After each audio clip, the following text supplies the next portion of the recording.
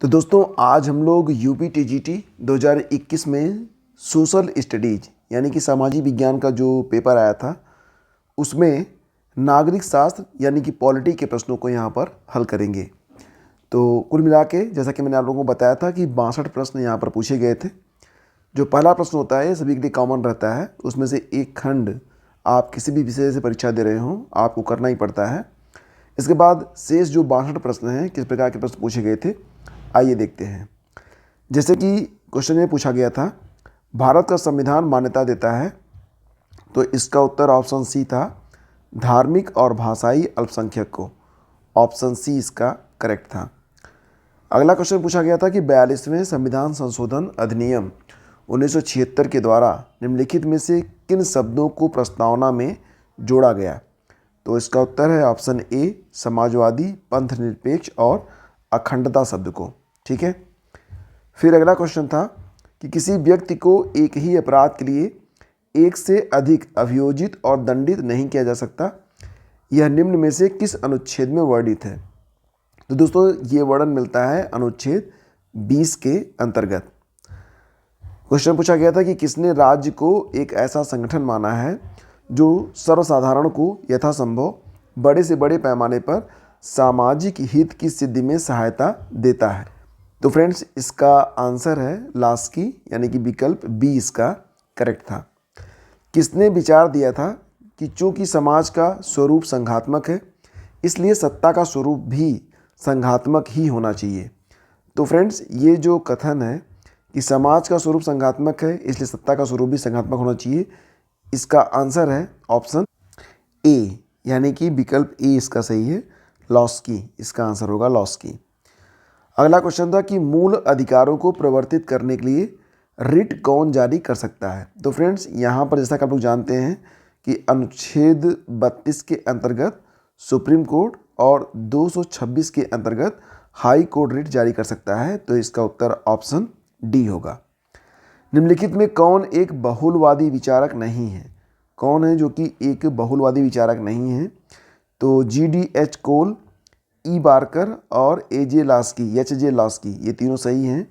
नहीं है तो जॉन ऑस्टिन इसका उत्तर बनेगा विकल्प बी। परायपन की संकल्पना का कार्ल मार्क्स ने अपनी किस पुस्तक में, मतलब ये जो हाइपोथेसिस है परायपन का ये कार्ल मार्क्स की किस किताब से लिया गया है, तो इसका उत्तर है option D the economic and philosophic manuscript of 1844 विकल्प डी। अगला क्वेश्चन था कि क्षमा आदि की और कुछ मामलों में दंडादेश के निलंबन, परिहार या लघुकरण की राज्यपाल की शक्ति भारतीय संविधान के निम्न में दी गई किस अनुच्छेद में वर्णित है। इसमें जो विकल्प है अनुच्छेद 161 यही आपका बिल्कुल सही है, तो आपका उत्तर ऑप्शन बी होगा। फिर अगला क्वेश्चन था कि निम्न में कौन सा सही सुमेलित, ये देखिए क्वेश्चन 11 ये काफ़ी इंपॉर्टेंट है।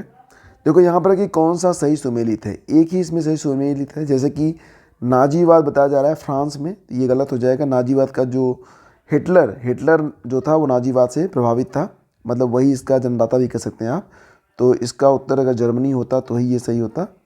गिल्ड समाजवाद इसका जो संबंध है यह यूके से है, ब्रिटेन से, जर्मनी से नहीं है। फांसीवाद ये सही विकल्प होगा, फांसीवाद जो है ये इटली से संबंधित है। और फेबियनवाद इसका जो संबंध है यह भी ब्रिटेन से ही है, तो ये आपका यहाँ पर सही है। ठीक है। इसके बाद आगे बढ़ते हैं। संयुक्त राष्ट्र महासभा में शांति के लिए एकता प्रस्ताव निम्न में से किस वर्ष अपनाया गया था। शांति के लिए एकता प्रस्ताव ये अपनाया गया था 1950 में। अगला क्वेश्चन है निम्नलिखित कार्याधिकारियों पर विचार करिए। इसमें आपको ये बताना है कि इसमें क्रम से, मतलब कि पदानुक्रम में इनकी जो स्थापना की गई किस प्रकार से की गई है। जैसे कि पहले स्थान पर भारत के मुख्य न्यायाधीश हो जाएंगे, इसके बाद केंद्रीय कैबिनेट मंत्री हो जाएंगे, फिर हो जाएंगे मुख्य निर्वाचन आयुक्त और फिर हो जाएंगे कैबिनेट सचिव। यानी कि 4-3-2-1 यही इसका सही विकल्प होगा जो कि दिया गया है 4-3-2-1, ये ऑप्शन सी में दिया गया है, ये हमारा सही है। इसके बाद देखते हैं द मॉडर्न स्टेट नामक जो पुस्तक है इसके लेखक कौन है। तो मॉडर्न स्टेट ये जो किताब है ये मैकाइवर की किताब है, तो इसका जवाब बनेगा R.M. मैकाइवर यानी कि विकल्प ए सही है। अगला क्वेश्चन है निम्नलिखित का सही ऐतिहासिक कालानुक्रम बताइए। तो यहाँ पर मैंने लिख दिया है कि कौन सी घटना कब हुई थी। गोलमेज सम्मेलन 1930 में, और भारत छोड़ो आंदोलन 1942 में, और भारतीय राष्ट्रीय कांग्रेस की रचना हुई थी 1884 में, साइमन कमीशन आया था 1928 में। तो आप देख सकते हैं कि यहाँ पर जो विकल्प है उसमें जो तीसरी घटना है ये सबसे पहले घटित हुई थी। इसके बाद फिर चौथा वाला साइमन कमीशन नहीं, इसके बाद हो जाएगा भारत छोड़ो आंदोलन, फिर हो जाएगा आपका गोलमेज सम्मेलन, और फिर आपका साइमन कमीशन। तो इस प्रकार से इसको आप क्रमानुसार व्यवस्थित कर लेंगे। अगला क्वेश्चन है कि भारतीय संविधान में संघ राज्य प्रशासनिक संबंध निम्नलिखित में से किन अनुच्छेदों में वर्णित है। तो देखो बात क्या हो रही है, संघ राज्य प्रशासनिक संबंध किन अनुच्छेदों में वर्णित है। तो ये मिलेगा आपको अनुच्छेद 256 से लेकर 263 के बीच में। तो विकल्प ए इसका करेक्ट है। किसने कहा राज्य की उत्पत्ति जीवन के लिए हुई और उसका अस्तित्व सदजीवन के लिए बना हुआ है। तो ये किसका स्टेटमेंट है, ये प्रश्न यहाँ पर पूछा गया है। सही जवाब है इसका अरस्तु। ये जो कथन है ये किसका है, तो ये अरस्तु का है। फिर आपका अगला क्वेश्चन होगा कि प्रभुसत्ता के कानूनी सिद्धांत के प्रतिपादन का श्रेय किसको दिया जाता है। प्रभुसत्ता के कानूनी सिद्धांत के प्रतिपादन का श्रेय ये मिलता है ऑस्टिन को। इसका ऑप्शन डी करेक्ट होगा। फिर देखते हैं 19वां क्वेश्चन, किसका मत है कि मनुष्य को स्वतंत्र होने के लिए बाध्य किया जा सकता है। तो ये जो कथन है ये रूसो का है। ऑप्शन डी इसका सही है। कौन भारत के संविधान का अभिरक्षक है। ये तो आप जानते ही हैं, भारत का सर्वोच्च न्यायालय। तो ऑप्शन डी सही है। फिर पूछा गया था कि किसने मताधिकार के लिए योग्यता का समर्थन दिया है। मताधिकार के लिए योग्यता का समर्थन किसने दिया है। तो फ्रेंड्स इसका जवाब हो जाएगा मिल। ठीक है, जे.एस. मिल, ये इसका सही आंसर होगा ऑप्शन बी। किसने लिखा है एक संतुष्ट सूअर की अपेक्षा एक असंतुष्ट सुकरात होना कहीं अच्छा है। मतलब कि ये जो स्टेटमेंट है ये मिल का है। उन्होंने कहा कि एक संतुष्ट सूअर की अपेक्षा एक असंतुष्ट सुकरात का होना कहीं अच्छा है। निम्नलिखित में से किस चिंतक ने कहा था कि राज्य व्यक्ति का बृहद रूप है। राज्य जो है वह व्यक्ति का बृहद रूप है। ये स्टेटमेंट किसका है। तो फ्रेंड्स ये स्टेटमेंट प्लेटो के द्वारा दिया गया है। विकल्प ए आपका यहाँ पर सही है। किस विचारक के अनुसार प्राकृतिक अवस्था में मनुष्य बुद्धि या तर्क के बजाय भावनाओं से संचालित था। तो निश्चित रूप से इसका आंसर आप गेस कर पाएंगे। ये जो प्रकृतिवाद है ये रूसो के द्वारा दिया गया था। तो इसका जवाब ऑप्शन ए है। फिर अगला क्वेश्चन ये पूछा गया था कि भारतीय संविधान के किस अनुच्छेद में यह वर्णित है कि ग्राम सभा ग्राम स्तर पर ऐसी शक्तियों का प्रयोग और ऐसे कृत्यों का पालन कर सकेगी जो किसी राज्य के विधानमंडल द्वारा विधि द्वारा उपबंधित किए जाए। तो ये वर्णन मिलता है अनुच्छेद 343 के अंतर्गत, यानी कि उत्तर आपका ऑप्शन ए होगा। फिर आपका अगला क्वेश्चन पूछा गया था कि राष्ट्रीय विकास परिषद यानी कि एनडीसी के गठन में निम्नलिखित में कौन कौन सम्मिलित होता है। तो एनडीसी में फ्रेंड्स आप जानते ही हैं प्रधानमंत्री होते हैं, केंद्रीय कैबिनेट मंत्री होते हैं और राज्यों के मुख्यमंत्री शामिल होते हैं। तो 1, 3 और 4 जो कि विकल्प बी में दिया गया है, तो ये आपका सही होगा। किसका वक्तव्य है संप्रभुता नागरिकों और प्रजाजनों के ऊपर विधि द्वारा अमर्यादित राज्य की सर्वोच्च शक्ति है। तो इसका उत्तर होगा जे बोदा। ये जो स्टेटमेंट है ये जे बोदा का स्टेटमेंट है। ठीक है। फिर अगला क्वेश्चन था कि भारतीय संविधान के किस अनुच्छेद के अंतर्गत मंत्रीगण सामूहिक रूप से लोकसभा के प्रति उत्तरदायी होते हैं। तो मंत्रीगण जो होते हैं वो सामूहिक रूप से किसके प्रति उत्तरदायी होते हैं, लोकसभा के प्रति। यह लिखा गया है अनुच्छेद 75 के अंतर्गत। किसने कहा कि कांग्रेस लॉर्ड डफरिन के दिमाग की उपज थी। कांग्रेस जो थी वो लॉर्ड डफरिन के दिमाग की उपज थी। यह किसका स्टेटमेंट है। तो फ्रेंड्स ये स्टेटमेंट है लाला लाजपत राय जी का, यानी कि इसका जवाब ऑप्शन सी होगा। अगला क्वेश्चन पूछा गया था कि अनुच्छेद 352 में भारतीय संविधान के किस संविधान संशोधन अधिनियम के द्वारा आंतरिक अशांति के स्थान पर सशस्त्र विद्रोह शब्द का प्रयोग किया गया था। तो आप जानते हैं ये था आपका 44वां संविधान संशोधन अधिनियम और ये पारित हुआ था 1978 में। फिर अगला क्वेश्चन है कि भारत के संविधान की निम्नलिखित में से किस अनुसूची में दल बदल निषेध से संबंधित प्रावधान सन्निहित है। तो दल बदल निषेध वाला जो मैटर है आप जानते होंगे ये 10वीं अनुसूची में दिया गया है। तो इसका उत्तर ऑप्शन सी है। और ये जो 10वीं अनुसूची जोड़ी गई थी यह 52वां संविधान संशोधन हुआ था। 52वां संविधान, और ये कब हुआ था तो 1985 में हुआ था, 1985 में। सूची 1 को सूची 2 से सम्मिलित करिए। अब यहाँ पर देखिए, हेगेल ये तत्वशास्त्री, ऑस्टिन न्यायिक, मैकाइवर यहाँ पर समाजशास्त्री, गार्नर विवरणात्मक, यानी कि यहाँ पर आपको मैच कराना था। इसका सही जवाब ऑप्शन बी होगा।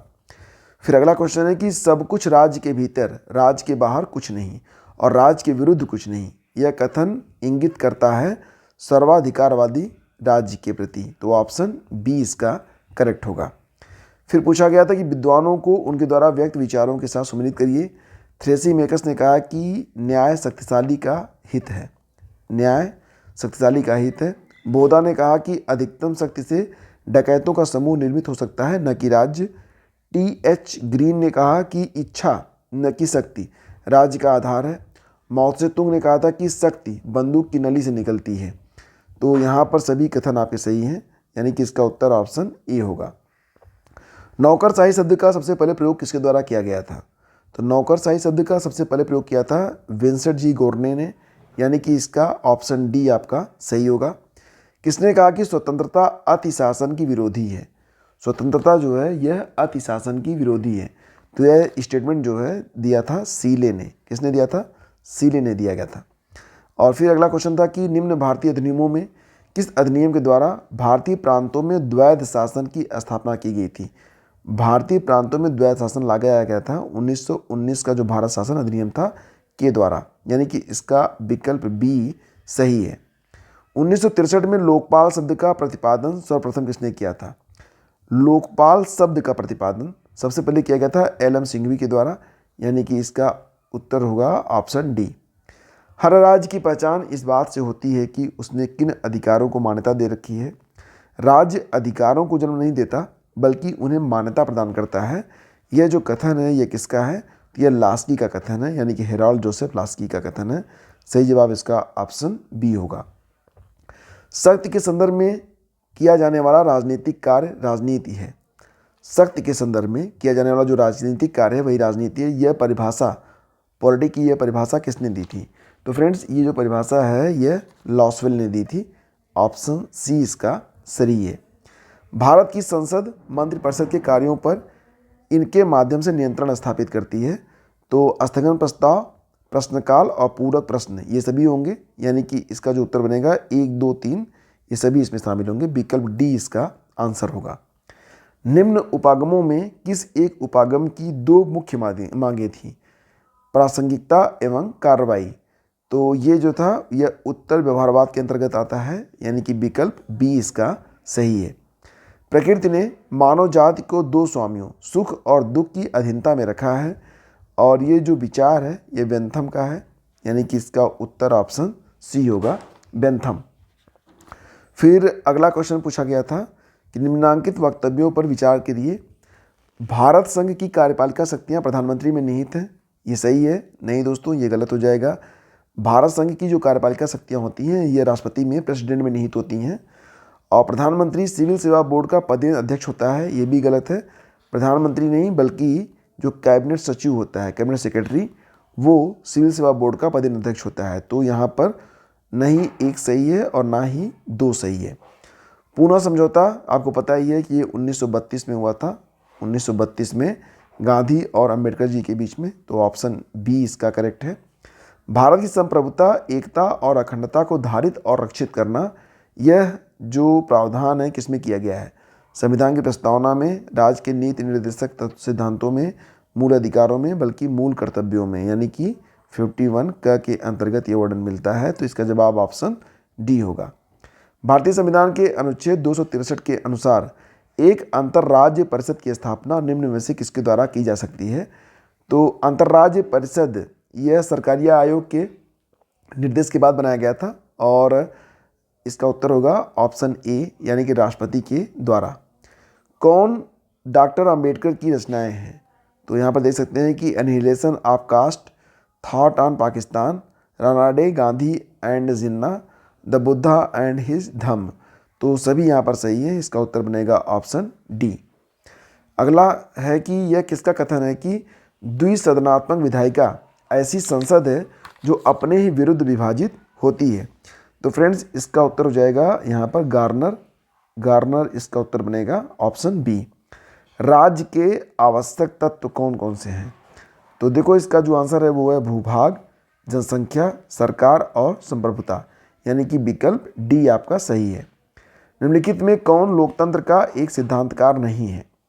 इनमें से है LXD टॉकविले, जे रूसो, JS मिल और EW नीत्शे। तो जवाब इसका बनेगा EW नीत्शे, यानी कि विकल्प डी सही है। कौन सा एक लक्षण संप्रभुता का नहीं है? इसमें कौन सा एक लक्षण है जो कि संप्रभुता का नहीं है? पूर्णता ये भी है, अधेयता भी है, सार्वभौमिकता भी है, विभाज्यता नहीं है। उत्तर बनेगा ऑप्शन डी। अगर कांग्रेस विभाजन स्वीकार करती है तो यह मेरे मृतक शरीर पर से ही होगा, यह कथन दिया था महात्मा गांधी जी ने। ऑप्शन सी यहाँ पर सही है। निम्न में से किसने 1951 में नेहरू मंत्रिमंडल से हिंदू कोड बिल को लेकर त्यागपत्र दे दिया था? 1951 में नेहरू मंत्रिमंडल से हिंदू कोड बिल को लेकर त्यागपत्र किसने दिया था? तो BR अम्बेडकर इसका उत्तर होगा ऑप्शन बी। फिर है आपका कि संविधान का कौन सा अनुच्छेद यह व्यवस्था देता है कि प्राथमिक शिक्षा के स्तर पर मातृभाषा में निर्देश देने की समुचित सुविधा प्रदान करना प्रत्येक राज्य का प्रयत्न होना चाहिए? तो ये है आपका 350A के अंतर्गत। किसने कहा समानता की अभिलाषा के कारण स्वतंत्रता की आशा ही व्यर्थ हो गई? तो यह कथन था लॉर्ड एक्टन का। ठीक है, समानता की अभिलाषा के कारण स्वतंत्रता की आशा ही व्यर्थ हो गई, लॉर्ड एक्टन। वैध, संप्रभु व निश्चित सत्ता है जो राज्य के सर्वोच्च आदेशों को वैध रूप में व्यक्त कर सके। वह सत्ता जो दैवीय कानून, नैतिक सिद्धांतों तथा जनमत की उपेक्षा कर सके। यह परिभाषा किसने दी है? तो दोस्तों इसका आंसर गेस करिए, जो कि है ऑप्शन सी, यानी कि परिभाषा है गार्नर की। फिर अगला क्वेश्चन है कि किसके अनुसार आक्रामक राष्ट्रवाद के 4 प्रमुख तत्व थे? आक्रामक राष्ट्रवाद के 4 प्रमुख तत्व स्वदेशी, बहिष्कार, राष्ट्रीय शिक्षा और निष्क्रिय प्रतिरोध। तो दोस्तों ये है ऑप्शन बी, बाल गंगाधर तिलक। विकल्प बी आपका यहाँ पर सही है। भारत में रह रहा एक ब्रिटिश नागरिक किस अधिकार का दावा नहीं कर सकता है? तो व्यापार और व्यवसाय की स्वतंत्रता का, यानी कि विकल्प ए आपका यहाँ पर सही होगा। भारत की संचित निधि से धन निकासी का प्राधिकार यह भारत की संसद द्वारा प्राप्त होता है। विकल्प बी सही है। किसने लिखा है कि हॉब्स की प्राकृतिक दशा का दैत्य मनुष्य कभी भी नहीं हो सकता है? हॉब्स की प्राकृतिक दशा का दैत्य मनुष्य कभी भी नहीं हो सकता है, ये जो कथन है ये स्पिनोजा का कथन है। विकल्प ए आपका यहाँ पर सही है। अब देखो यहाँ पर पूछ रहे हैं कि संसद की सबसे बड़ी समिति कौन सी है? आप जानते हैं लोक लेखा समिति में कुल 22 सदस्य होते हैं, प्राक्कलन में कुल 30 होते हैं, तो सबसे बड़ी यही आपकी होती है प्राक्कलन समिति। फिर देखते हैं सूची 1 और सूची 2 को यहाँ पर मैच कराना था। जैसे कि आप यहाँ पर देख सकते हैं कि बिपिन चंद्र पाल ये किताब है the soul of India. BR Ambedkar की जो किताब है ये है thoughts on linguistic states. MK Gandhi ने लिखा था हिंद स्वराज। और BG तिलक की किताब है गीता रहस्य। तो ये इस प्रकार से आपने मैच करवा लिया। तो फ्रेंड्स अब तक हम लोगों ने क्या क्या पढ़ लिया? अब तक हम लोग हल कर चुके हैं। सबसे पहले हमने पढ़ा था यहाँ पर आपका भूगोल। भूगोल के लिए भी आप लोग डिस्क्रिप्शन दे सकते हैं। भूगोल के प्रश्न, इतिहास के प्रश्न, और आज हमने नागरिक शास्त्र के प्रश्नों को भी यहाँ पर हल कर लिया है। शेष बचता है आपका अर्थशास्त्र, तो इसका भी हम लोग शीघ्र ही डिस्कस करेंगे। मिलते हैं आपसे अगले वीडियो में। सेशन अच्छा लग रहा है तो लाइक और शेयर कर लीजिए। UP, TGT, PGT और अन्य सभी शिक्षक भर्ती परीक्षाओं के लिए चैनल को सब्सक्राइब जरूर कर लीजिएगा। Thank you.